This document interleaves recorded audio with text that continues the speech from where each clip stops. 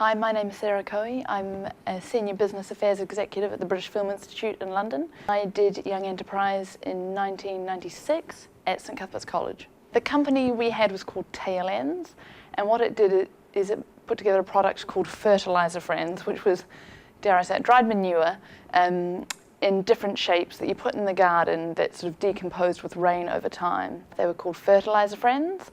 And actually, the Auckland Zoo now put together something called Endangered Feces, which is the same concept, so I think we were slightly ahead of our time. It was always tough at the beginning to sort of work out the different people and what their strengths were and how to utilise each person to get the best out of it, to make the best that you could from the company. But at the end of it, I think it's safe to say we were a success. We doubled our return to the shareholders, the people who invested in us at the beginning.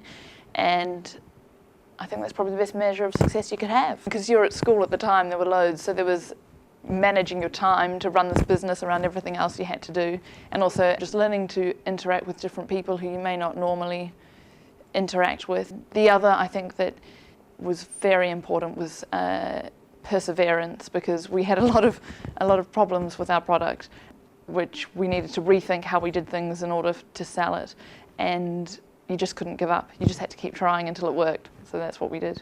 I think organisation and you being responsible for making something and ultimately returning that to the shareholders. So it's not yours per se. You've got to make sure that you run your business in a way that makes sure you do get a return to them. And I guess importantly, despite all the problems that you might have some fun and have a laugh, because otherwise it's not going to be worthwhile at all.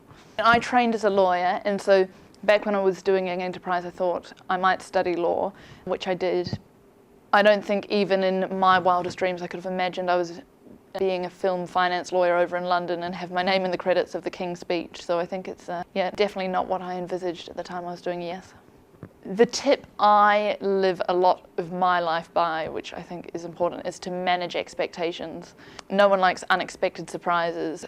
I've discovered that it's always much better to promise less and deliver more than it is to promise more and deliver less.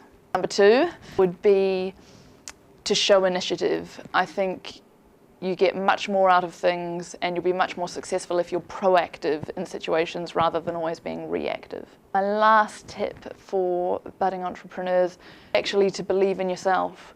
Because if you don't, no one else will.